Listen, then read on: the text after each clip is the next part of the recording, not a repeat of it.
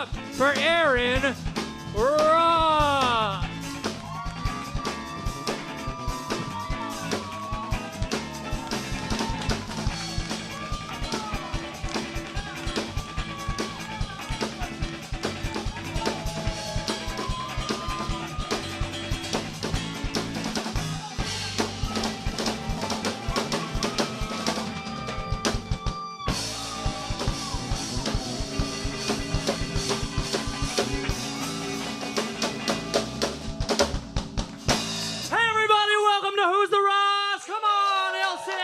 Come on, baby.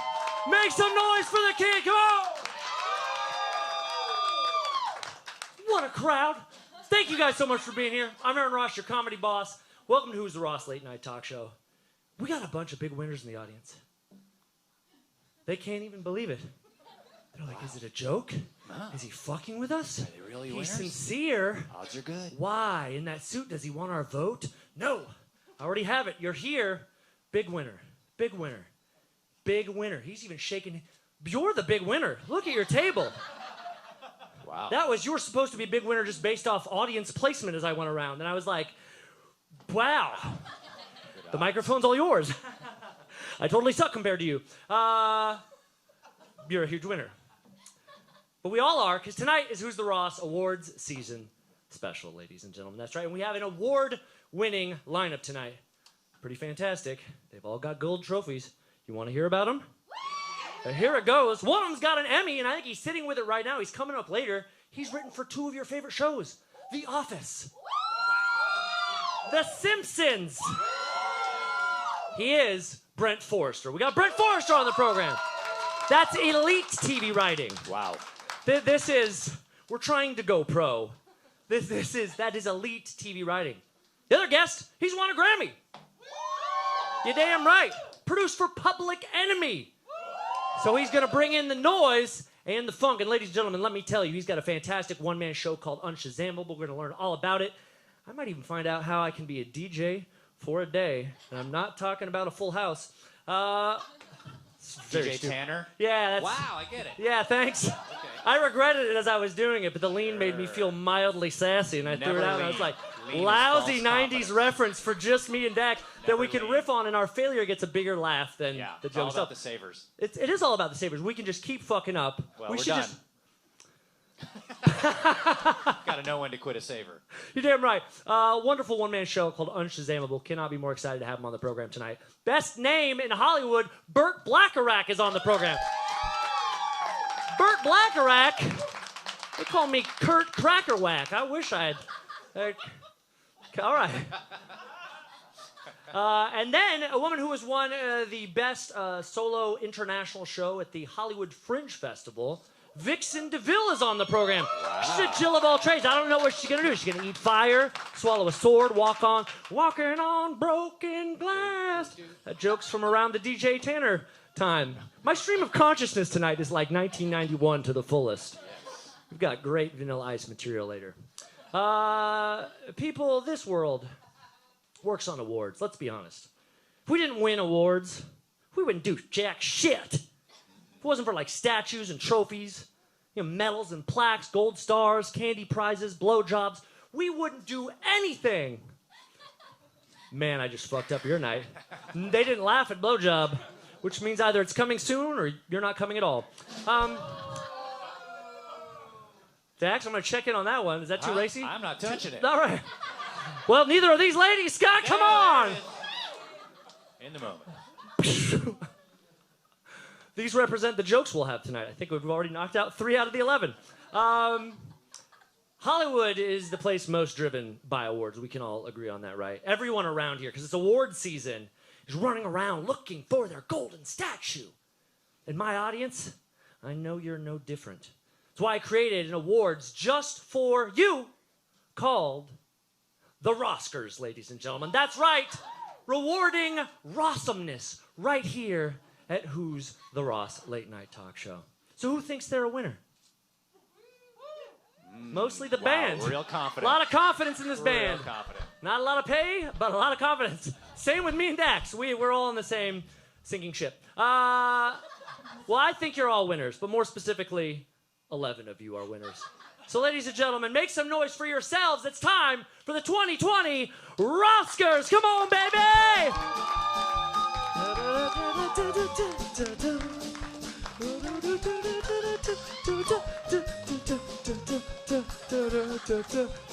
That's right. The ROSSCA'Rs Award, the only award that looks both like middling talk show host Aaron Ross and the beloved Ellen DeGeneres. Could go either way. But before we get the ROSSCA'Rs out to you, the people, the winners, I'm going to introduce a couple people to you. This right here is our paparazzi. He'll be taking pictures all night. Let's hear for the paparazzi. There he is. That's right. Careful, he's in camera-to-camera action. Who's going to win? And then our award hostess. Put your hands together. Vanna Really, Really White. Vanna Really, Really White? There she is. Alabaster. Vanna, darling, thank you for being here. It's time to give out our very first ROSSCAR, if you will. And the first ROSSCAR goes for Best Supporting Female. And the winner is this beautiful woman right here, supporting the dreams of a professional DJ since '83. The best supporting female. With everything he does, she supports. Pays for his karate classes. Pays for his Brazzer subscription. His Lime scooter account on her credit card, because she is the best. I know, right?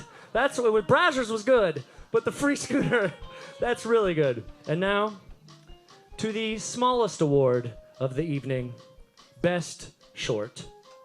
And the ROSSCAR goes to this tiny lady right here, the winner of Best Short. No, she's already standing up. She's already standing up. The winner of Best Short. The third ROSSCAR of the evening goes, well, we all know who's won this award. This is for Most Improved Player! And the winner, who was sitting alone last year and now has three women with him and one empty glass of water. Buy them some drinks, playa! Improve their lives. That's the Most Improved Player. Let's get some drinks at that table. Let's get sloppy, Poppy. And next up, the Super Bowl trophy. And the winner goes to a man whose beard is made out of hemp. You, sir. Look, the winner of the Super Bowl trophy. There he is right there. I'm getting a contact high. It feels good. Just lick him. He's like an edible. And the fifth ROSSCAR is for Most Original Screenplay. For the most original scream in the audience. And the first nominee is... The second nominee is... Whoa. Like a British ambulance. The third nominee is... And the winner is... There it is! Best Original Screenplay. What a joy. The daughter of Wilhelm. And now, we go to Best Score. And the winner of Best Score is the Most Improved Player, two-time ROSSCAR Award winner. There he is. He's cleaning up tonight, folks. You gotta do it. He's cleaning up. That man is the Schindler's List of dudes. He's winning all the awards. That's a lot of awards. Not apropos? Wow. All right. Let's move on to this. This is for the Recessive Gene Hackman Award. This is for a distinguished-looking gentleman who's kind of weird-looking. And the winner is... two-time... right here. Oh, two. Wow. 2-2 for these ROSSCARs tonight. The Recessive Gene Hackman Award. I am a three-time winner myself. Dax, we invented the award because of him. Yeah. Here we go. The Lifetime Achievement Award. And the winner of the Lifetime Achievement Award goes to Vanna Really, Really White. There it is, Vanna Really, Really White. Good wife. The Lifetime Achievement Award for the best wife. She shouted out her boo. Aww. And now it's time for the #Adorbs Award. Here at the ROSSCARs, the only award that you, the audience, get to decide on. Who is the most adorable person in our audience? And the first nominee is this beautiful woman right here. Good nominee. Nominee number 1. The second nominee Follow me, Noah. Right back this way. Here we go. Nominee number 2, having none of it at all. The second nominee, the #Adorbs Award. And now our third nominee, the best dog in show business. Oh my gosh. It's Kanye Westy. Everybody, turn that frown upside down. That is Kanye Westy. He won the #Adorbs Award. I love him so much. Take your award, Kanye.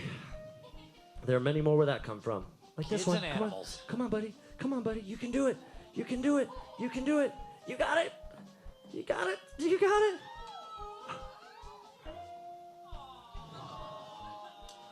We're going to do this for the next 85 minutes. Yes. Num nums. And num nums. Kanye Westy, ladies and gentlemen. How about that?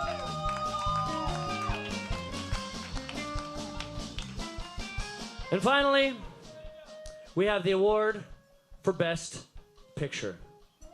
And the winner is all of us. Let's get around this table. Come on, everybody. Oh, yeah, Ellen style. We're going to do Best Picture. Come on, get over here. Get over here. Get over here. Get over here. Get over here. Get over Everybody at here. this table. Everybody. Everybody at this Come on, table. Dax, get down here. Yeah, Best Picture. It's us. Make some noise. Say, who's the Ross? Yeah. You guys are the best. Thank you for coming to the show. And let's hear for all our ROSSCAR Award winners. And thank you to Vanna, really White.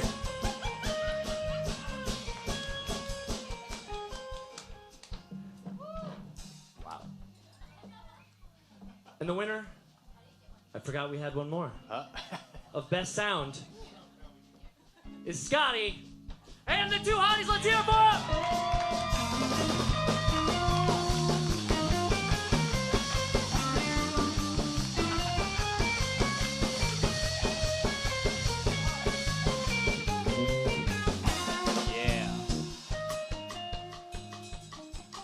And now, ladies and gentlemen, we have a quick video for you that we're going to show in just a second. Let me tell you about it.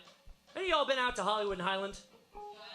No finer smell of pee. My goodness. Ooh, yes. Well, we love going out there and talking to the people. We find that's where you find the most real people. We went out and we asked them to give their favorite late night talk shows. We want to know, who was your favorite late night talk shows? Then I had a second question for them, which was, where does the Ross rank against the greats? It's right here. It's called Talk Shows Ranking. So put your hands together and make some noise for our adventures here on Hollywood and Highland. Come on, everybody. I just want to know, who is your favorite late night talk show host? Jimmy Kimmel. Jimmy Kimmel. Jimmy Kimmel. Yeah. Jimmy Fallon. Jimmy Fallon. David Letterman? David Letterman. Jimmy Kimmel. James Corden. Jimmy Kimmel. Yeah. James Corden. Trevor Noah. Conan is your favorite. What about the Ross? Where does he rank in the talk show host ranking? Who? The Ross? Oh, I don't know him. I don't know. Wait. Oh, I'm so sorry. So, the bottom. Yeah. Started from the bottom, Sorry for that. but still at the bottom. Yeah. I would say 8 out of 10. 8 out of 10. I mean, not the bottom. Not the bottom. So climbing up. Yes. 7. 7? That's not bad. Moving up. I never watched it. That's okay. Second. Yes. We'll do second. 2? Wow, 2. That's great. Yeah, are you? I am, yeah. Ah, Yeah. It's me. Wow, 2's really good. Yeah. And I'm so good, you're crying. She's crying. Show him that sweet tear. That's $1 million tear. You're crying. It's so. No, it's not that it's windy. It's because you can't believe. Look, no, it's okay. It's okay. You didn't know that I was your second favorite talk show host in New York. It's okay. No, it's okay. You're gonna be okay. You're gonna be okay. Well, come on, group hug. She'll be okay. You're gonna be fine. It's just your second favorite talk show host. You'll be okay. What a sweet fan. Thank you so much. You are the sweetest. Thank you. Oh, I'm sure this made your day. Now that you're second favorite talk show host. Where's the Ross fit? Above number 1. The Ross is number, because Jimmy Kimmel's across the street and the Ross is Right here. right here. Look at these fans. They live. We love Ross. We're huge fans. I didn't even pay them to say that. Oh my God, I love you, ladies. Oh my God. I love you too. Oh my God. Bye, ladies. You are gold. I'm silver. I'm trying to get there. You on your way, man. I'm on my way, man. There you go. Let's get over that talk show host ranking. That was fun right there. Thank you to everyone that got down, especially that woman. She was crying. Yeah, just the emotion, overwhelmed. Well, she didn't know me when I got there, and by the time I left, second favorite late night talk show. It has nothing to do with the 20-mile-an-hour winds. Not the winds at all that day. No, not at all. Yeah, you couldn't hear. The mics didn't pick up that wind. Not in the least. No, not in the least. With pro equipment. Yeah, that's right. Pro editing. Nice. Yeah. Dax, I realized we had an extra award here, and I don't know if we had the title for it, but it doesn't matter. We actually have the SAG award that I've won year in, year out for my balls, but I heard about your dad. And yeah, we want you to ship this back home. This is for your dad's big old everything there. There you go. There's the paparazzi. I love those guys, man. They always get the best shots of us. I just realized this. Look, did you read on this? Have you read this? This is the set list. Yeah. This is show 777. This is the 777th show. Wow. Show 777. Number. A show like 777 makes me go, I think we have to tell the story of how we got here. Yeah. Yeah, I think we have. You guys want to hear the story of how we got to our 777th show? Yeah, it's a good story. Over 11 years ago, we did our first show. Yeah. And then we did 776 more. Isn't that crazy? It's a good story, bro. That's wild. Yeah. Wild. And next week for our Roster 778th, we got a great lineup. We've got some of our favorite porn stars on the program. Riley Nixon, Olive Glass, Sylvia Sage. Fantastic comedians on the program. We've got a wonderful variety performance. We got a street pole dancer, a guy that can do pole tricks on street poles. He's going to bring his apparatus in here. We're very excited about that. A tarot card comedian and a wonderful musical guest, King Cleo. We got the big lineup. We got the good. We got the goods, baby. Yeah. But I think tonight might be our best show ever. Yep. For these people here, I think this might be the best show ever. And as you know, on the program, one of the best names in the biz, Burt Blackarach is joining us tonight. Very excited to have Burt Blackarach on the program. And then we've got on the program Vixen DeVille. How wonderful to have Vixen DeVille on the program, a Jill of all trade. But right now, I'd like to bring out our first guest. I could not be more thrilled to have him here. He wrote some of the best episodes for The Office. He wrote some of the best episodes for The Simpsons. Ladies and gentlemen, Grammy Award winner he is not, but Emmy Award winner he is. Let's say hello to Brent Forrester!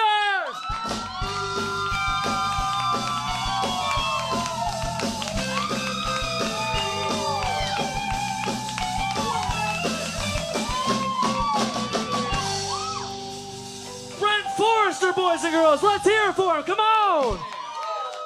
Oh my God! Yes! Oh my good Lord! Yes! Oh my God!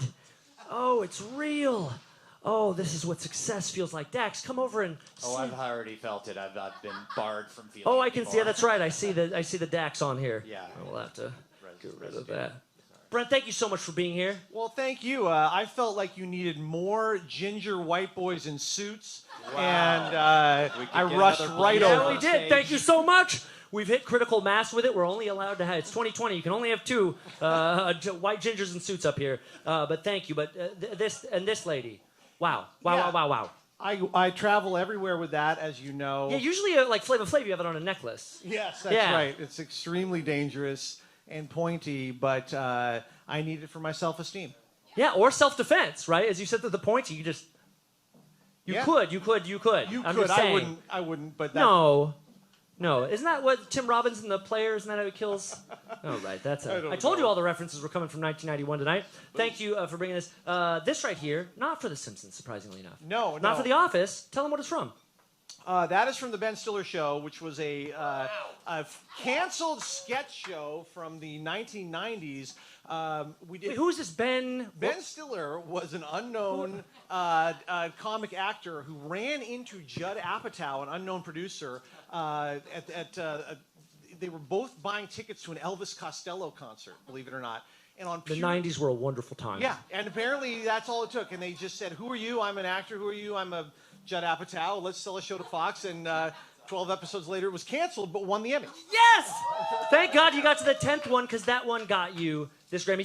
Since we're with this, Let's talk about some of the people that worked on that show. Judd Apatow was on that show. Yeah, he was a 24-year-old executive producer of a network TV show. I've never heard of that before or since. I think the Sean McVay of the LA Rams did the same thing before he was the coach. I think he was a 24-year-old executive. But anyways. It's unusual, certainly. It's unusual. It hasn't happened for a long time. Yeah. Right. So, Judd was an unknown. Bob Odenkirk, who is now Better Call Saul. Mr. Show, which you also worked for. Yes, that's right. Janine Garofalo. Garofalo was amazing. She was a tastemaker from Boston. She kind of embodied Gen X when that was relevant, and was the soul of that show for sure. Yeah, that's fantastic. Yeah, it was a collection of hipsters, and then me. I didn't know what I was doing at all. Well, you've leagued up though. Oh, I think yeah. you found the glasses, the hat. Oh yeah, I'm fully dressed like a writer now. Yeah. What was that writer's room like back then? I mean, because that's a simpler time. Yes. What was the pressure like for Fox, and how did everyone feel about it? That show was unique because it was a collection of. Every writer on there was so green they didn't really know what a writer's room was supposed to be like. You know, after that I went to The Simpsons, which was an intimidating professional writer's room. But the Ben Stiller show was people would just wander around in these offices, pitching to each other and trying to help each other come up with ideas. It was quite cooperative, and for that reason, doomed. That's right. You guys, you weren't playing the network game per se, and yeah, it's so funny that later, I mean, those names, are all gold. I mean, essentially, you can all get your deals as you please. I mean, Judd Apatow and Ben Stiller. Yeah. Well, there were some losers that never worked again after that. But would you like to call? You can go to camera 2 right here if you'd like to call any names. I would be happy to be one of those losers. You were raised in Malibu, is that correct? Yeah, but correctly speaking, West Malibu, which is really in very the ocean. different. You grew up on an island just off of Malibu. Yeah, almost that remote. Like if you keep driving like past what you think of as Malibu and just try to get to the county line, when all of civilization disappears, that's kind of where I came from. How does that space create this man? How does that create someone that's written for some of the biggest shows in history? It's a great question. Thank you very much. It was. It's not on here. I actually lost my notes. We're freeballing this interview. Well, I came from the middle of nowhere in a weird way. I mean, if you think about it, America, if you just all the Puritan people started on the East Coast, and then when they couldn't fit in, they kept moving west. And then they got to California, couldn't go any further. And if they didn't fit in there, they went to Los Angeles. And if they didn't fit in Los Angeles, they went to Malibu. And if they didn't fit in Malibu, they went to West Malibu. And that's where my weirdo parents were from. There was no internet when I was a kid. There was no fucking radio reception. My mom hated television and banned it from the house. All I had were books for entertainment. No radio reception. No radio reception. You were effectively like on the Oregon Trail. I was like fucking Charlotte Bronte of the Los Angeles County area. I had nothing. Mark down that Charlotte Bronte reference. Yeah, we're gonna look that up. Hell that of would a make reference. 2. Yes. In our 777 shows. So I had books. When you have books, then you're literate. Yes. My parents tried. Yes. But I'm a latchkey kid. Yeah. So I grew up with you. Oh wow! So trippy. from your books were synthesized through those television waves. That's why you're so smart. Yeah. And pale. There you go. Yeah. But Aaron was not allowed to tell jokes in the house. That was a literal rule. That's in 100. But my father childhood said home. this is true. Thank you, Dax. My father said no telling jokes in the house till you're 18. That's a true story. I feel like that's a joke, and it's become very meta now. Of course, yeah, jokes on him because I tell jokes for a living and I don't have a house. Boom. Scotty. Did he really ban you from telling jokes? Yeah, he said no jokes in the house till you're 18. And I remember trying to tell him something that happened on South Park at the time, when I was 15, and he was like, "Did it? Remember the rule?" And I was like, "Wait, we're really enforcing that?" That is and weird. now my dad is always like, "Yeah, that's pretty key." And I'm like, "Dad, that's not key." Your dad is weird. Yeah. He won't be watching, so it's cool. I work out a lot of daddy issues on the show, but that's really true. Did your parents foster your creativity? No, they were both doctors. That's important. Yes. See, that is important. Yeah. They didn't. My father's a lawyer, but he has the doctorate of law, so yeah. Okay. Yeah. Well, I don't think it's helpful. White people. Yeah. No, we My really dad's a struggled, didn't we? nudist. Yeah. Yeah, that's right. Dag's dad's got a bigger dick than you and me combined. He's just a naked guy wandering around. So you feel that not being nurtured was helpful to you? Well, I got the great balance. And that's a great question. Let me just slide back in there. My mother is a lovely little British woman that's like Mary Poppins. She went to Hollywood High, immigrated to Hollywood with her mother from London when she was 12. And so she was so, I believe in everything you do, but I'll be gone for the season, So, but really, really, truly. Other than the umbrella part, she can't fly. But my dad was just like, he was acerbic, so he would the only jokes in the house was him making fun of me, my sister, and my mom. So it's Your fine. father's a sociopath. It's fine. And thus a successful lawyer. There it is. You outside of the comedy, you were a surfer boy. Still ripping. Well, speaking of ripping, Dax, I think that there is a ripped photo of you that we happen to have found. Now, Michael Phelps, eat your heart out. Wow. No shark would dare. We actually had to do facial recognition with different photos to make sure that was actually you. That's this man. All right, yeah. Well, look, I discovered... But he's not wearing a swim cap. Dreadfully bald, folks. There's an event in the world of triathlon called aquathlon, which is what? There's an event in the world of triathlon. Yes. Called aquathlon, which nobody does. It's just swim and then run. And no real triathletes take it seriously. So I was like, fuck, I'm going to start competing in that. I went to the World Championships in Yeah, you did. Put the picture back up. I came like a world champion. I came 55th in the world in this obscure sport in 2007. And mostly it's because I fucking decided to do it. I mean, honestly, there were only 64 people in the race, as I recall. And that's how you do it, people. Use this one. Use the noggin. Yeah, the noggin. The noggins, right? Does Batman pay you to model his suit after your chest? Also, you and Bradley Cooper, just fuck you guys. Can do anything you want. Yes, that's right. God, how many? Can you sing? I can't sing, no. All right, well, now I don't feel as bad now. All right. Let's talk about The Office. Let's do it. People love The Office. Some say one of the best shows of all time. You wrote, I think, 11 episodes. That makes sense. And some of the best episodes. I mean, you wrote the business school episode. Yes, I did. That has the bat that goes over. Dwight puts the bag over Meredith's head. Yes. That's it. That is one of the most iconic things of that show.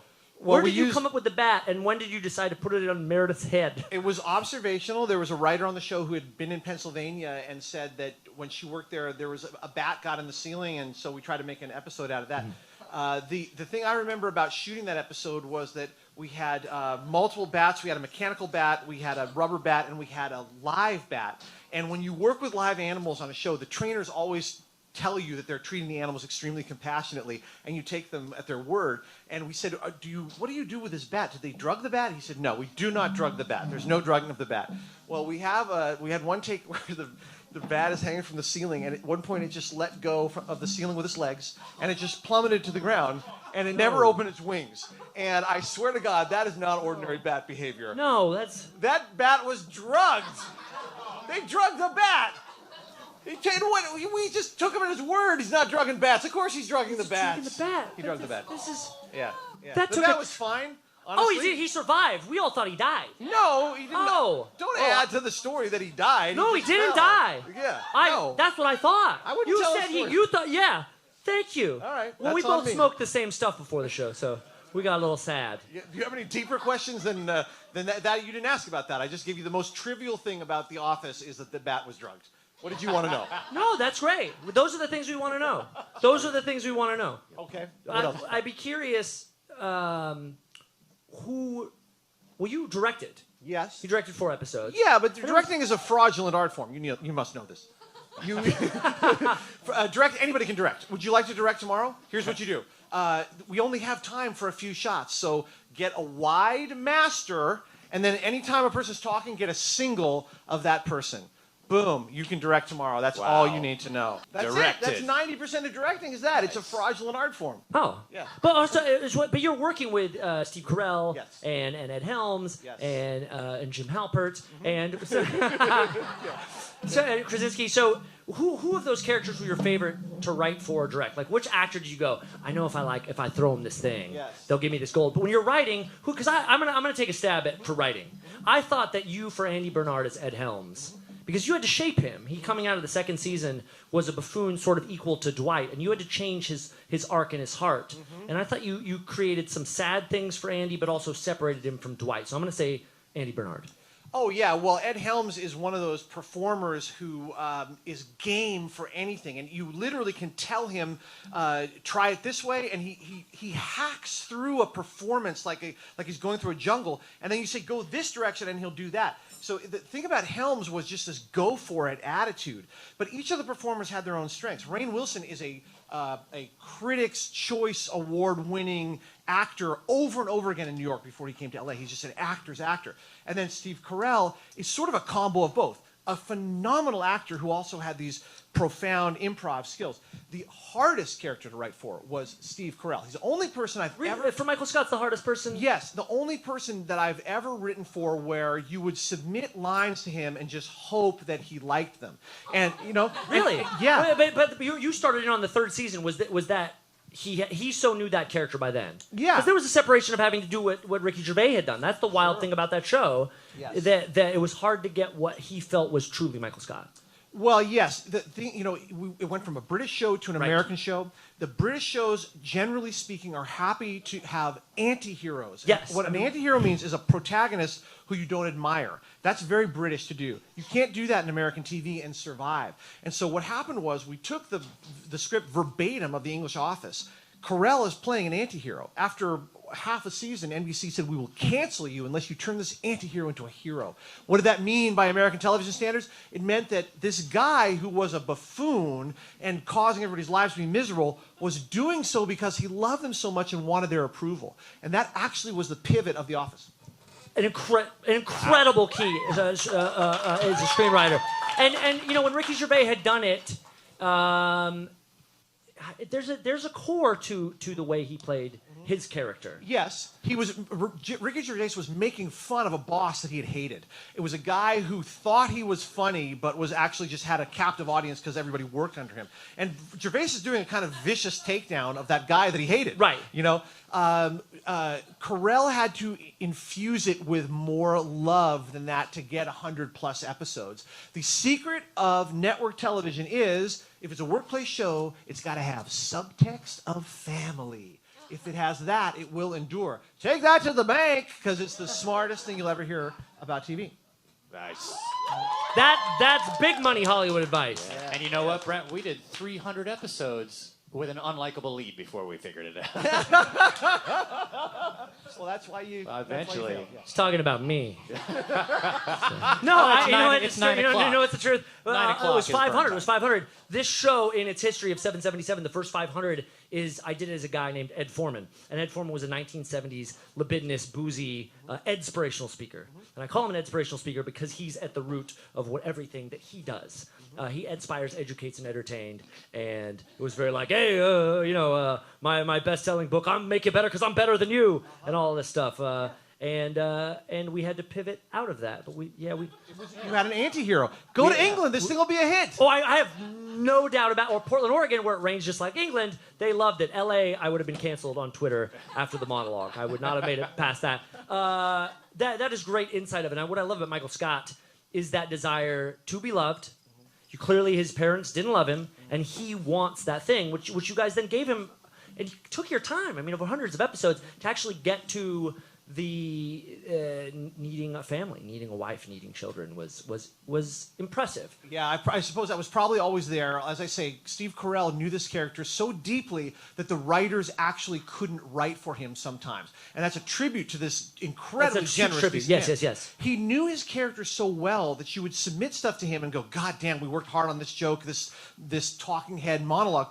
But only he can tell us whether it is true to that character, because we never were able to understand the character as deeply as he did. And so there was a certain hit and miss element to him and only him of all actors I've ever written for. That's outstanding. Can I ask, within that rejection approval of your lines, how much improv was on there? I know people have asked that. About 15% of The Office is improvised. That's a great amount. That's actually more than people would think. People think like, oh, they just sort of went out there and they did those shots where they put them in front of the blinds and whatnot. But I mean, there's scripts that are coming to everybody. Oh, yeah. But there's those when you're directing it and you're talking about the amount it takes. How many do you go like, let's do a fun one? Well, The Office is shot like a documentary, and what that means is 2 cameras are running simultaneously at all times. That means you don't have to move the cameras. That means basically you can run the scene 8 to 12 times. That's an enormous amount of takes. Yeah, and that is part of the style of a show like that. If you are going to make a show and you want it to be a comedy, think about making it a mockumentary because the shooting style allows for improv. Networks like that, do they go, oh, you can shoot quicker? Yes, All right. absolutely. Yeah. Good to know, right? Dax, that's cheaper. Yeah. Shoot Who's Right. the Ross is Mockumentary documentary. is cheaper and good for improv comedy. Focus on the who's and who's the Ross. We shoot it even more about me. Yes, Okay, cheap and who's. here we go. The Simpsons. Got to ask about the Simpsons. Please. The Simpsons are one of the biggest influences. You are in the space. The Simpsons and Mr. Show. Conan O'Brien are some of my biggest influences. Conan O'Brien worked with you on The Simpsons. Yes. You went to Columbia. Did you get made fun of a lot on The Simpsons? No, not it's just really. No one had. they're all from It was Harvard. a bunch of autistic Harvard guys. I Well, don't think they. yeah, that's well. Yeah. They didn't really know I existed. The room was like this. Turn to page 3. We need a new line for Homer. Silence for 7 minutes as the world's greatest minds tried to figure out a piece of original comedy that would last 100 years. Right? It was the most crushing, intimidating room in the world. Sometimes they would make jokes, and the room would laugh, and I wouldn't even get it. I would later look it up. The first time that happened was somebody goes, Monticello, I thought you said Montebello. And the room erupted in this fucking nerdy historical laughter, and I went home and looked up what that was. You soaked that in, and I yesterday I watched Homer versus Patty and Selma, and your writing in Homer versus Patty and Selma. First, it's one of the best episodes on the Simpsons. I think it's season 6. I wish I could have annotated, but I was like, I can't for them, but for me, there were so many just like silly, stupid, smart, like you just said with the Monticello, Montebello, was so good throughout that episode. You clearly soaked that up through your time with No, that episode was written by the room, and Okay, so then it's let me ask you reflecting about that, the process of the room. Mm-hmm. Yeah. You're in the room, and they say we need 23 episodes this season. You take on a couple of them, right? Is it just riff it out as far as the plot, then you go put down the dialogue? How does that work? Roughly speaking, yes. You start out group.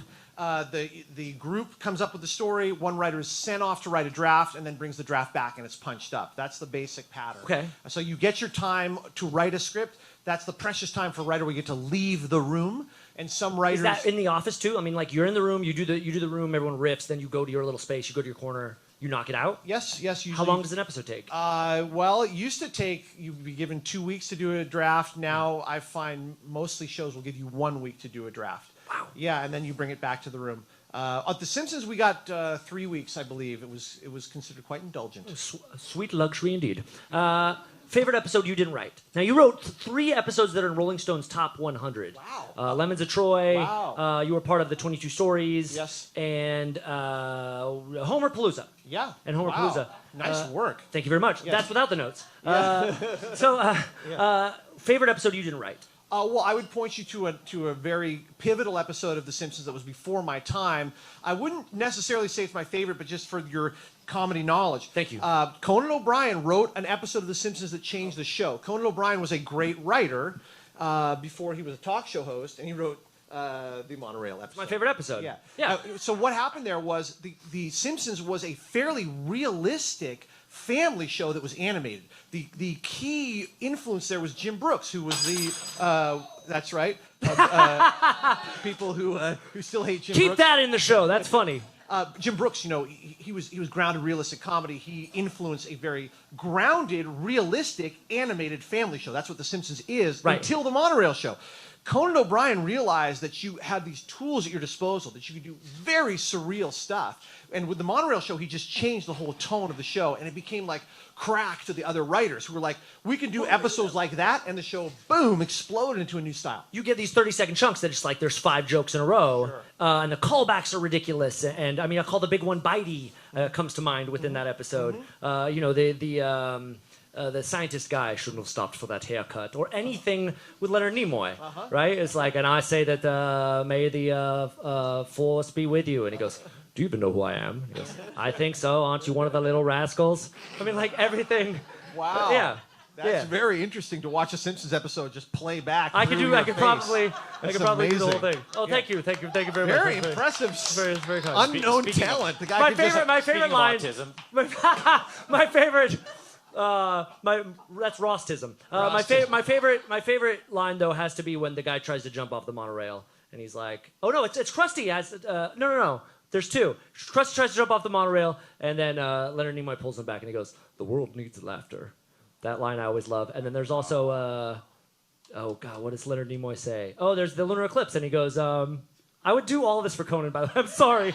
I just love it way too much. The lunar eclipse, because the monorail is solar powered. And then Leonard Nimoy goes, the cosmic ballet goes on. And this dude by him goes, anyone want to switch seats with me? Yeah. I've always. But you I know love any that King you're of the doing Hill the- quotes. Okay. No, I'm just amazed he's doing the voices. God damn it, Bobby. When I was a writer at The Simpsons, I found that if you could do the voices of the characters, you could get pitches into the show more easily. Oh. And I could never do any of the voices except for Marge and Grandpa. Go! I used to be full of piss and vinegar. Now I'm just full of vinegar. Yes!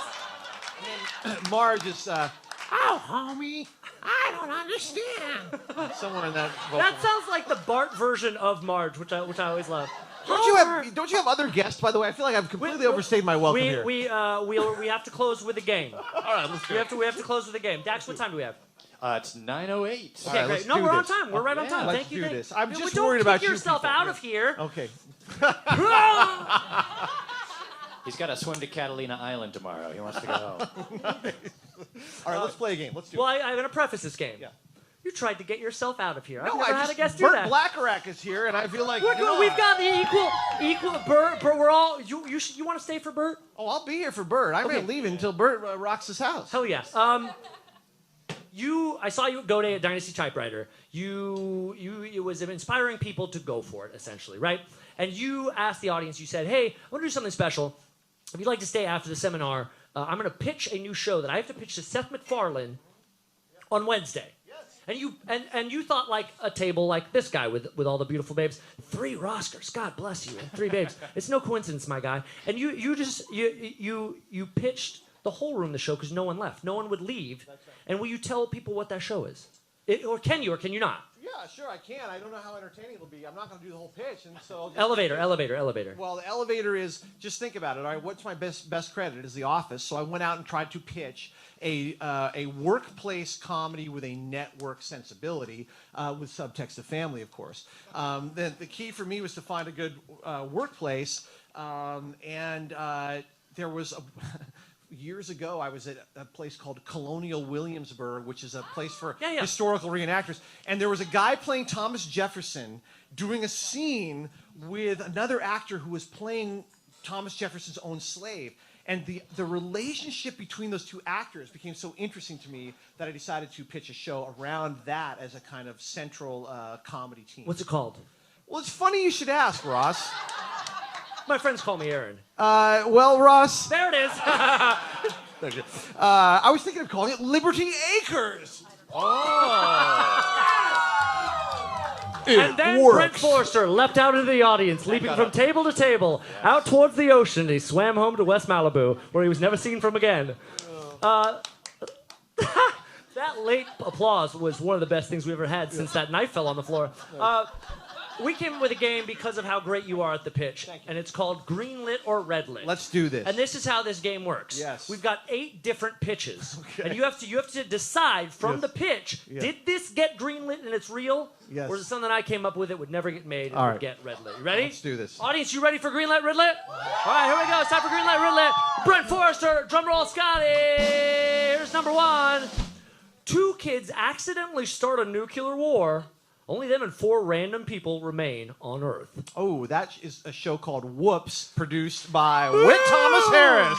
80 sitcom books. Shit. Wow. Fire. One episode. It was one episode. Pitched and sold as a nuclear Gilligan's Island. Wow. Wow. Wow.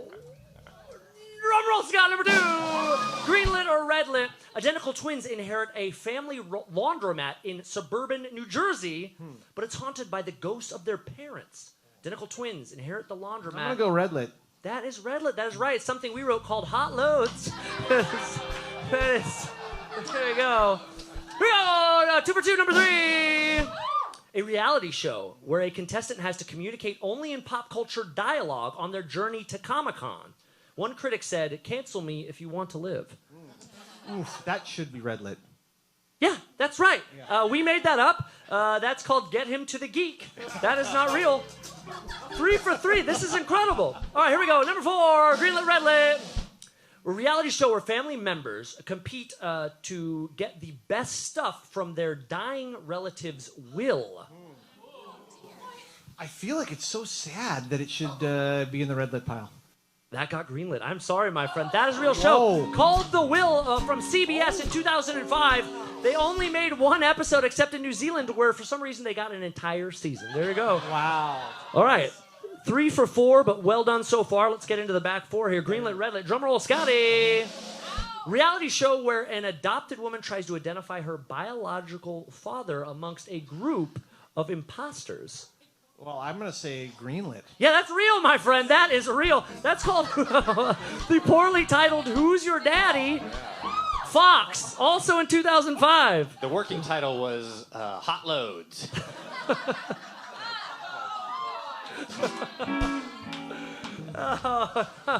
I like there clearly your friend in the back who went, next. All right, 4 out of 5, here we go. Greenlit or redlit? A man opens up a weed dispensary / sci-fi museum that's about to go out of business when Kevin Smith blogs about it and fame comes calling to the entire operation. I feel like this is a setup for one of your Aaron Ross pun TV shows, and so I'm going to say redlit with a funny pun title. Can we see a funny name? Space Buds. What?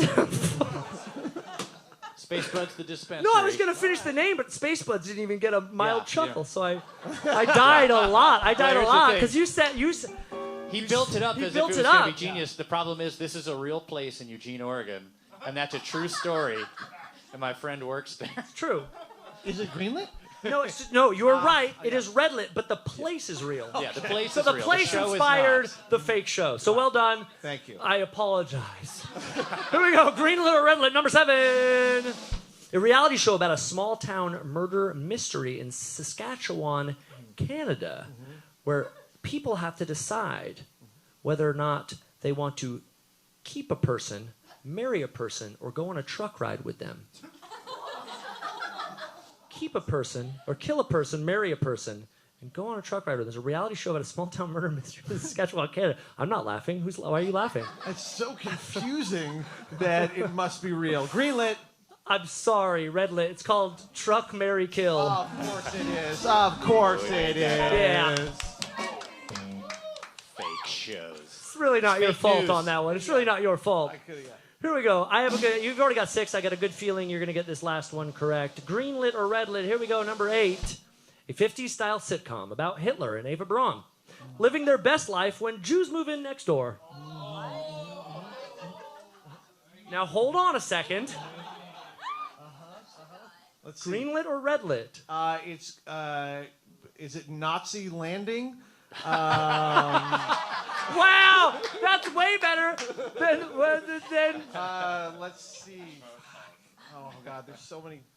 I don't know. Go ahead. Greenlit or redlit though? I'm gonna say redlit. It was greenlit. It's called Hail Honey. Heil. Heil Honey, I'm home. Wow. It's a real show. Seriously? Heil, honey, I'm Seriously, so when they were getting mad about it, like, those fucking guys. Not us. It was Britain's Galaxy Channel in 1990, canceled after 1 episode, but they filmed 7 more that never aired. I thought it was on CBS. Heil Honey, I'm home. Oh my God. Or as you called it, Nazi Landing. That is fantastic. Well done, sir. Thank you very 6 much. out of 8. Thank That's you. the best score That's the best score in a game inspired by you. So your gift, season 3 of The Office, which you wrote for, and a pen to sign it, and then give to someone in the audience because he's such a good guy. Front. Wow, what's he gonna write? He's writing a whole pitch for a show. In case there's industry here. Is there an Office fan who wants this? First. Ladies and gentlemen, the generous, the talented, the ripped, Brent Forrester. Let's hear it for him. Come on.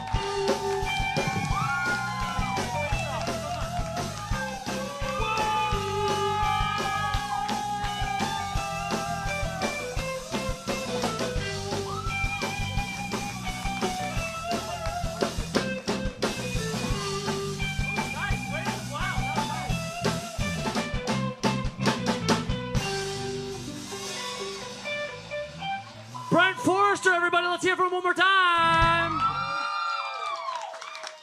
And now, ladies and gentlemen, please give it up for a man who could give a shit about his Grammy, but he produced for Public Enemy and has a fantastic one-man show called Unshazamable. Let's make some noise. Here's Burt Blackarach.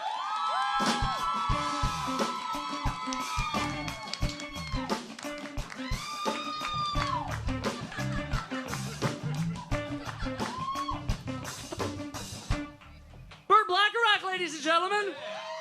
Who? Best name in showbiz. You know, I got stoned one day.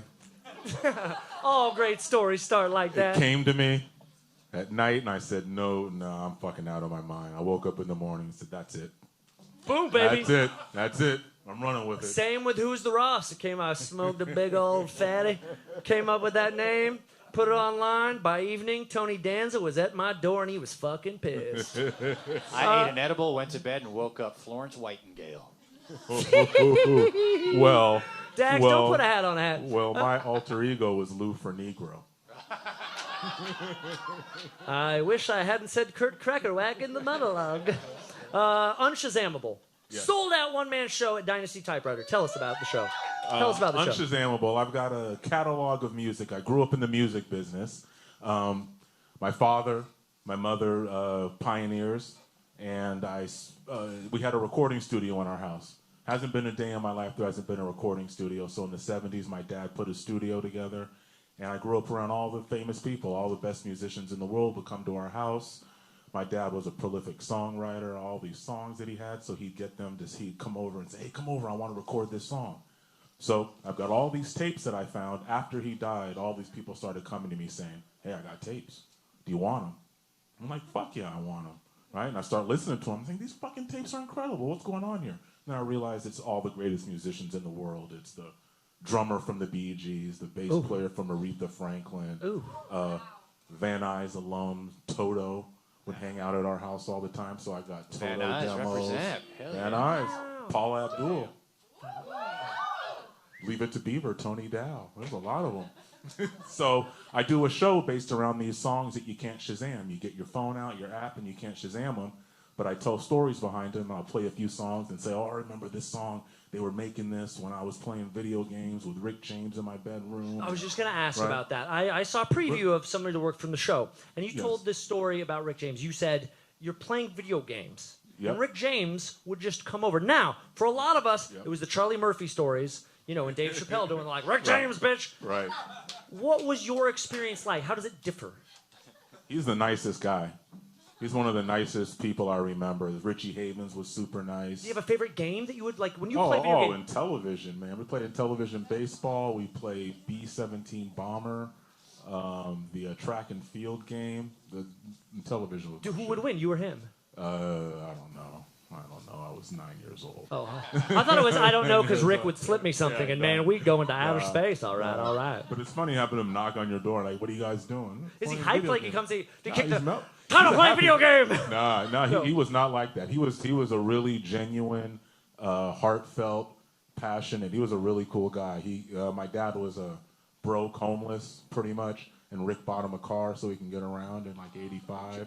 I mean, even if you see all the like crazy stories with Rick, there's always this underlying of love. You know, when the Rick James bitch, right? He kicks him, but then he comes back apologizing. That's true. I didn't mean that. He was a nice guy. He was really nice. That's incredible. That's incredible. My wife was telling me a story because her dad was a monster in the business too, and her dad had a cell phone, had a car phone like in 78. Damn. So it's her dad and who was the other guitar? Who was the other player? Rick James called my dad up on the car phone. But Sherman Oaks. yeah, but it was your dad and who in the car? It was me and my dad. Oh, it was you and your dad, and didn't Prince call? No, Rick James Okay. called to bitch about Prince. Right. So Rick James called a bitch about Prince. Yeah, who's Wow. this motherfucker? I'm Rick in James 78. bitching. In 78. This motherfucker's stealing my style. Yep. Basically. Yeah. Oh. Yeah. Oh, all yeah. right. Yeah. You've collaborated with Public Enemy, Yep. KRS-One, Yep. Method Man, Yep. Busta Rhymes, Yep. Phife Dawg of A Tribe Called Quest. Yep. Do you have a favorite collaborator? Chuck. Chuck D. Chuck D. That guy walks on water. He is the best person in the world, easily. The nicest. What's your genuine. relationship with him when you make music? We get down and start bouncing ideas back and forth. What's the project? What's the theme of it? It's usually something energetic, something pro-black, and we just kind of come up with ideas and just start throwing it together. That's me and Dax's relationship, 100%, Right. including the pro-black. Yeah. You've been He's saying really easy to work with. that's. Yeah, I mean, he's really Chuck easy D. he's really easy. Fight the power. You did a documentary. You scored a documentary for LeBron James, correct? Correct. That's fantastic. Yeah. Shut up and dribble. So it was based off the Laura Ingraham. Remember Laura Ingraham telling they should just shut up and dribble? Yeah. So this documentary was Essentially saying, don't use your platform for activism. yeah. Athletes just play ball. Don't talk about anything political or any racial issues. But this documentary had been in the works for like 2.5 years and kept stalling. And when she said that, they said, that's it. And they pivoted the whole basketball documentary around being shut up and dribble. Thanks for the inspiration, Laura. Yeah. Bitch. So you've been sampled by DJ Premier, J.Dilla. So it's essentially your catalog of work that your father has left you is building blocks for a lot of great hip hop music. Correct. And some of the greatest producers of all time have found those records and even come to you for the records. Yes. Who came to you for records? God, that's a great question. Thank you very much. It's my second one of the night. Damn, dude. I usually don't get that many. Jurassic 5. Jurassic 5. DJ Newmark and you were best friends growing up. Yep. In high school, you two grew up. Newmark's been on the program before. Yep. Grant High School. Fuck Van Nuys. Fuck North Hollywood. Grant High School, baby. I went to Grant High School You went to Grant too? briefly before I moved to Oregon. Yeah, man. Grant. Yeah, fuck you, Dax. Comedian Brent Forrester. So Tom Selleck, baby. So New comes to you and he says, "Hey, can I dig through the crates?" Correct. How big is the catalog? Like, what kind of room would we step into? It's all files. It's all digital files. It's So digital. we You've have converted it over. Converted all. Where are any of the cassettes and the vinyls? Are I they? got the cassette sitting in a box. I've got some of the reels sitting in a box. Oh my God. Yeah. But once you transfer them, it's like fuck those fucking tapes, man. That's But so no, that's no, so that's- 1978. This is What? 2020, man. What if the format you transferred them to goes away? MP4, never heard of yeah, it. right. Floppy disk. J.Dilla sampled you. Yes. J.Dilla is one of the greatest hip hop producers of all time. He's produced some of the most. J.Dilla is the greatest hip hop producer of all time. Boom. He is. Someone with credibility should say it. Yeah, not he the guy. Not the absolutely- guy that moonlights at Men's Warehouse. So Absolutely is. we've had great J Dilla stories on the program. Members of the Far Side have been on and talked to us. Newmark has been on and talked to us. His brother Illa J has been on and discussed his brother's work and his life and his times. I hear, and I haven't heard it. You told me you have the greatest J Dilla story ever, I do. and I haven't heard it. Okay. May we? Should I? Here we go. Should I tell it? Should I play the music too? Both. Let's get over here, band. Let's get that award tour from a main man, because we're gonna learn a thing or two from So Burt Blackarach. Let me pull this up. So J Dilla, hands down the greatest hip hop producer. You ask Pharrell, he'll tell you he's his favorite producer. Questlove, favorite producer. Kanye, favorite. Your favorite producer, J Dilla is their favorite producer. He created a whole style. He created a whole rhythm to his music. He's got Newmark called him an alien. He said the dude's an alien, And I absolutely agree with him because he's coming at this shit differently. So he influenced everybody as far as making hip-hop music. People mimic him today and nobody can get close. So he died. He had a lupus that turned into like a kidney disease, and he was just slowly dying. It was just going to happen. There was nothing he can do about it. So he's making his last record called Donuts. It's by far his best-selling record, and he's making it in his hospital bed. And he's got a drum machine in his lap. He's got his turntable next to him and his records. His hands are hurt so much that they have to massage his hands so he can hit the pads and do stuff. So he's really hurting. But he's making this Donuts album. I pull the cover out, but I'm not going to. So he comes across my dad's record. And if I had my dad's record in my hand, my dad had a song that was the #1 record in Canada, only black person to have a #1 record in Canada, and it got him inducted in the Songwriting Hall of Fame. Nobody knows who my dad is. Nobody knows this song. The song was like number 15 in the U.S. Still nobody knows it, but Dilla found this record, and he said, I got to sample it. So my dad's song is called When I Die. So Dilla finds this When I Die record, and I'm going to play you my dad's song and listen to the lyrics. When I die, I hope to be a better man than you thought I'd be. When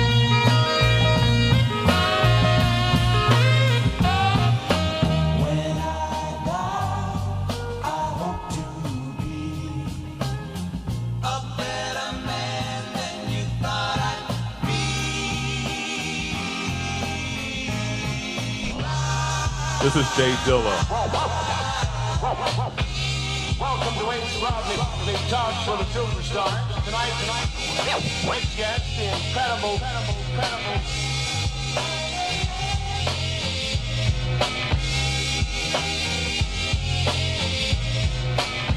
So he's sampling. You're going to hear him talking to you in a second. And he's saying, I hope to be a better man than you guys thought I'd be.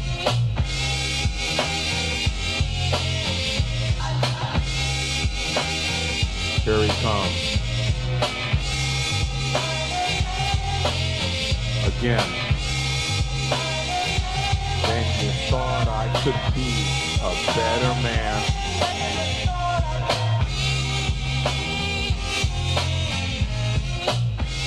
It's the last song on his last record, and he calls the song Welcome to the Show. Welcome me to heaven. That's incredible. Yep. I didn't know about it for a few years, and I stumbled on it and said, holy shit. Didn't get a penny for it, but it's against the law to sue J.Dilla. So. You're damn right. You're damn right. You're a good man. I'm not going to be that guy. There'll be a good place in heaven for you, too. I would have paid $1 million for him to sample that record. That's incredible. Yep. And a legendary record. And what a message from, what a title to the song that your father had. And the message. And I love how the beats were always so different. You know, the percussion, we've talked about this before because like Illa J would come in and do something that had like a beat that was like his brother. And it was always just a little different. There'd always be something that was just a little different. And I love how the vocals of the record are you have to really pay attention. That's really cool. Thank you for giving. He's talking to us, man. It's without crazy. a doubt. It's crazy. As you say, with it on sort of an alien level too, because you're getting it in so many different spots. You do a class DJ for a day. We're behind the ones and the twos. Yep. I don't know if I'm legally allowed to say that in these slacks and tie. You're pretty hip, man. You're pretty hip. Well, thank you. So could you briefly give me... So be a DJ for a day. Yeah. Come sign up for my class. 1 hour, I teach you how to scratch. You leave. Everybody wants to be a DJ in the sense that, I love music. I can play music. I'd love to. And then you come in, and I try to make it fun. So I'm not trying to show you how to rock a party. I want you to have some success. So I'm going to say, hey, this is how we scratch. This is kind of what you focus on. This is the concept behind it. I wish somebody would have fucking showed me this shit. What I show you in an hour took me about a year, Newmark. Me and Newmark started together. A year to actually grasp what we were trying to do and why we were trying to do it. We were on the first 5 years scratching started, early 80s, and We were DJing by 86. Our first party was 86 or 87. So like sort of second wave in New Yeah, York. They're yeah. doing their thing. Right. That's very cool. What Yeah. could you teach me? We've got like 3 minutes to give this guy a thing or two. So, hand position. Yes. Flat hand. We want it to be all. It's. Look at how steady that is. Can you believe that? That is really crazy. I'm surprised by that. There it goes. Now it's shaking. And we move the whole arm. So we come from the elbow. Okay. And we're just going to move it back and forth, 1/4 inch. This is the motion. Sometimes you like to come like this, but if you keep it flat like this, fingertips, it feels pretty good. This is we're going to have the record. You're going to come over on this half. Okay? Okay. So bring your hand over And notice here. you've got the mark there, so you have a sample specifically there. Correct. That you look for. Okay. Correct. So we're going to put our hand up here. Okay. And we're going to go. Turn this down. You're gonna listen to this guy. You want it down for sure. Yeah.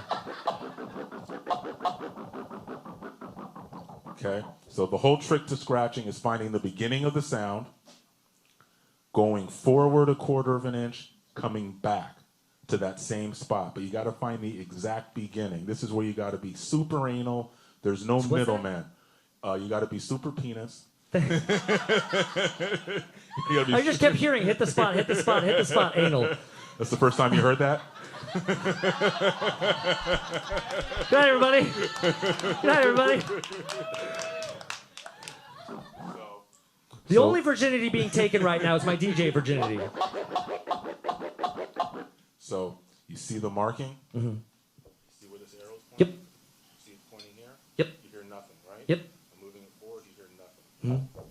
Now you hear something, right? Yeah. That's your beginning point. You're going to go forward, come back there. You see how it's right there? Yep. So you're going to follow the angle. Follow the angle. Follow the angle. And you can use any marking you want. This is like right here. And you're just going to try to go back there.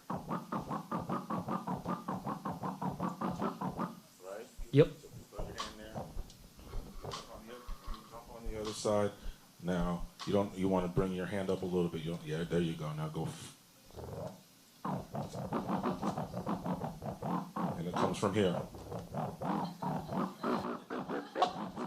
Right? Now, you gotta watch. Scratching. Your eyes are everything. Hand doesn't matter. Go forward, back, forward, back, forward, back, forward, back. Now go divot. But where's your spot supposed to be? Exactly where? Right? Now go. You're gonna come right back to my fingernail. Go forward. There you go. Pretty good. There it is. There it is. There it is.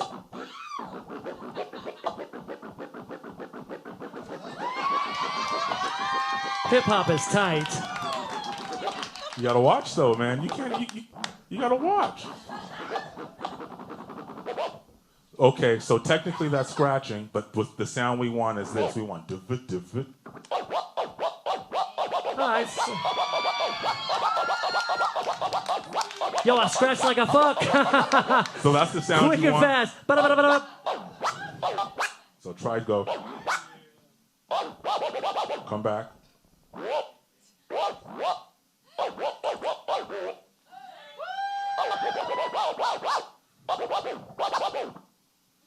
How I do you like feel? how it sounds. I think it's dope as fuck. How do you feel? But then you can't flex your fingers. Bring your hand back up here. I think I'm comedically good at it. I think every time I do something wrong, it was like, Bring your hand up here. Okay, go. Yeah, forward.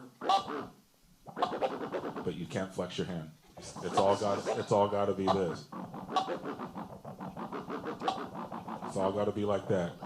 But you got to look. You have to watch. You have to watch. He's going to take longer than an hour. Yep, I'm going to take longer than an hour. That's the first time he's heard that one, too. That's not so bad. There's worse fates. All right, we have to rock a game for you. Let's go. We're gonna rock rapper, not rapper. All right, Let's go. This is what we do with all of our hip hop guests. We love it. The audience knows it. It's one of our favorites. Really simple. How many of y'all have seen Rapper, Not Rapper before? Here's how this works. So we've got 8 different rapper names. Okay. Some are real, some are fake. As it goes in the hip-hop business, there are more and more and more and more rappers. Harder to find a simple name. They get more and more outlandish. We've got a selection of them that are real, some are fake. You got to tell me, is a rapper or not a rapper? Blackarach, you ready? I'm ready. Audience, you ready? Here we go. It's time for rapper, not rapper. Number 1, Dad Body. The body, D.A. body? Dad Body. Rapper, not rapper. Wow. Yes. That is a rapper. Well done. Well played. From North Carolina, his new album, Body of Work, was released 4 days ago. Dad Body. Wow. Well done. That's Wow. a tough start. It ain't gonna be that easy here. Now you're on my court. Here we go. Number 2, Bumpin' Fuglies. Nope. That's right, not a rapper. Well played. Well played. All right. I'm liking this. Here we go. Number 3, Head. Yep. Yes! Wow, 3 for 3. Head is a rapper. 1.5 million plays on YouTube for Head's song, Not Alone. Wow. Well done. Here we go. Wow. Number 4, Dank Tunes. Dank? Oh, yeah. No, I'm sorry. Okay. Not a rapper. Okay, there we go. Dank Tunes, not real. That's okay. That's a good one. That's 3 a good out one. of 4. That's a good one, though. Dank Tunes. I might use that. It's yours. Here we go. Number 5, Bernie Slanders. Oh, yeah. I'm going to say, God, you just did that for me. So I'm going to say yes. No, I'm sorry. Yeah, you did not that for a me. rapper. Not a rapper. Here we go. 3 out of 5. Let's pick it up here. Okay, Number 6. okay. Baby, no money. Baby, no money. Baby, no money. Baby, no money. Yeah, baby, no money. No, that sucks. I'm going to say no. Well, it does suck, but we're going to say it's a rapper. I'm sorry. Bit of a losing streak here. Here's the crazy shit. Baby, no money. This is wild. This may literally be the most successful rapper, not rapper artist ever. This will blow your mind. Baby, no money from Canada. The song La La La, 450 million plays on Spotify. Baby, no money. 450. And he's a fellow Canadian. Wow. A fellow Canadian. All right. We got to get at least 4. All right. Number 7, Blungs. No, I'm sorry. Blungs is not a rapper. No. We're on such a losing streak right here. We got a good prize for it. We got to get. So this is your last chance. Yeah, we got okay, number 8 here. Okay. All right. I know Okay. you can do this. Okay. I'm nervous. Not really. Audience, you ready for the final rapper, not rapper? Number 8, Dick Slap Mob. Yes. Yes! Dick Slap Mob is real! I The thought song Ass Tongues has 186 plays on SoundCloud. You made it. I thought I was going to get a little in there. There was no little. No, they're a crew. Yes. They're dick slapping, they're slapping believe crew. Slapping them up, okay, I'm canceled. Well, good thing you didn't get under 4, because your prize whew. was these old white people. Wow, I thought, I don't want those underwear. These underwear? Those are just Scotty's. Oh, jeez. But drum roll, Scotty. Here.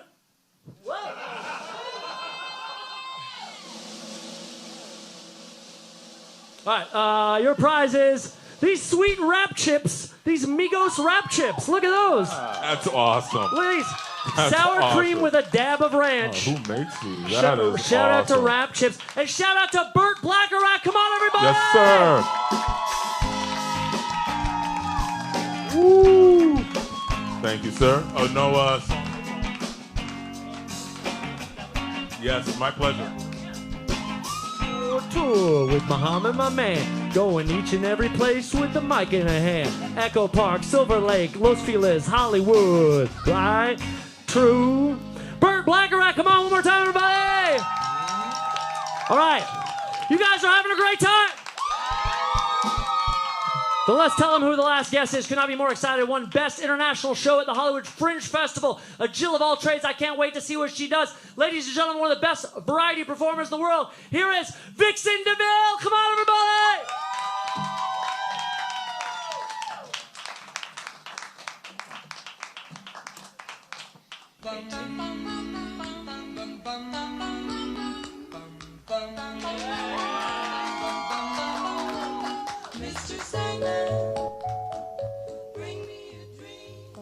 From the Strathclyde Finishing School, turning dull girls into dream girls. DeVille since 1942.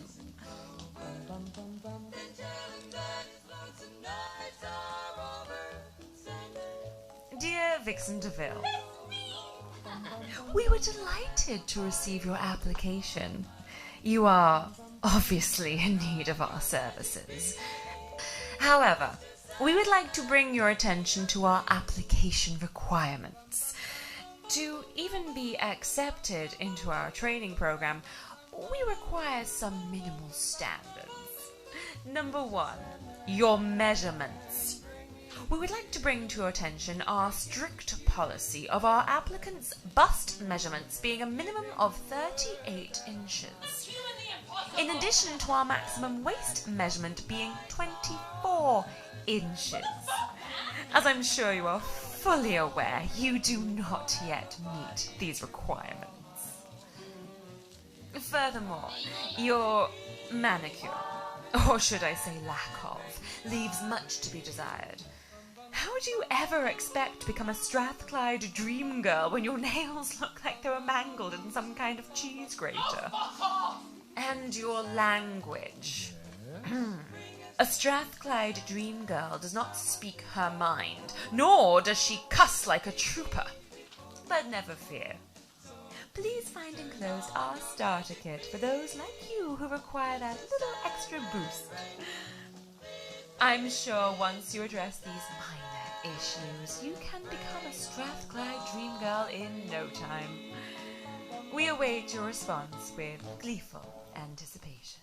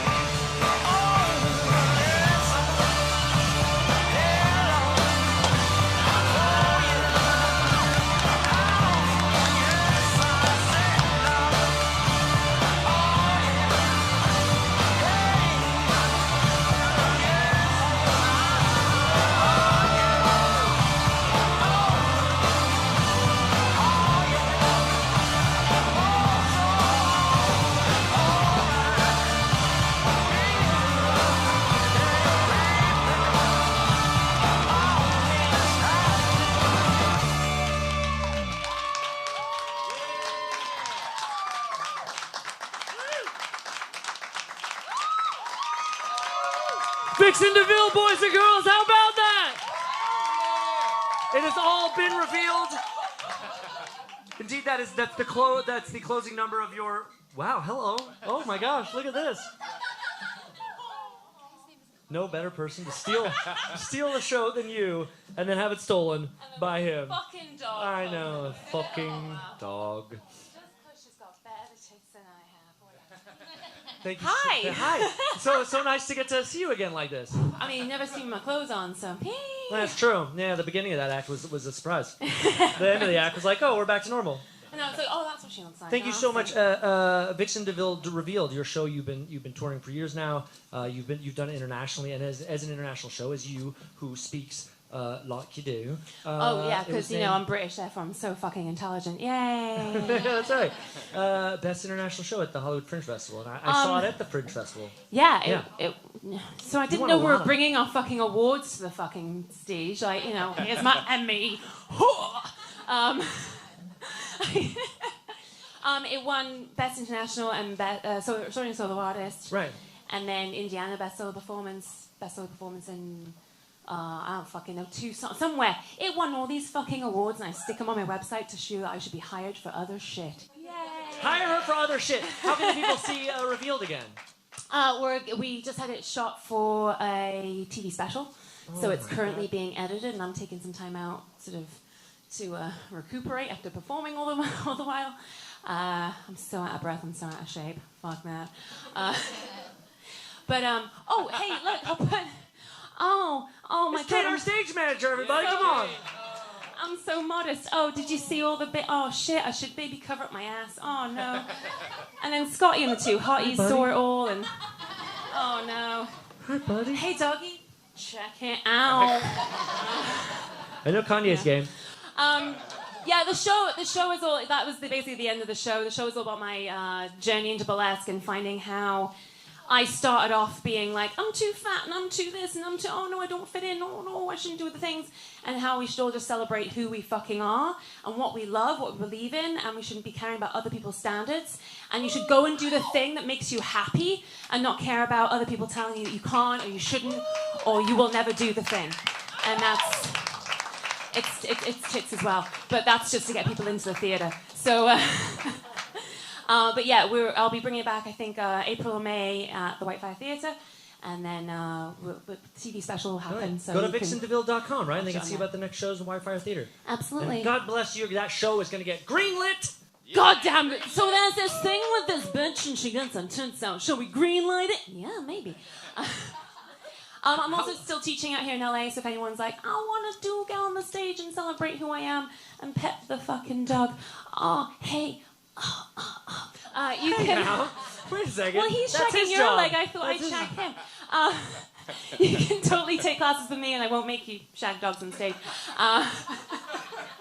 I will bring out your inner Vixen, whatever's been hiding around inside you and wanting to come out and celebrate in the world. I will help you coax it out and tell you that you have permission to do so. She will give you permission. Vixendeville.com. That's it for us. One more time, Vixendeville, everybody. Let's get Burt Blackarach up here. A big thanks to Dax, Jordan, my co-host, co-writer, Seth Lazier, Kate, our stage manager, Scotty and the two hotties, Nick, Nate, Scotty, you guys are the fucking best. You guys are great. I was even better. That's it. That's Who's the Ross. We'll be back next Tuesday night, 8 o'clock. Tell all your friends. This is Who's the Ross. Good night, everybody. Good night. Thanks, Vanna. Really, really well. Come on. Bring some Roskars up. Bring your Roskars up. Get up here. Let's get low. Get low. Yeah, let's get low. Come on, Munchkin.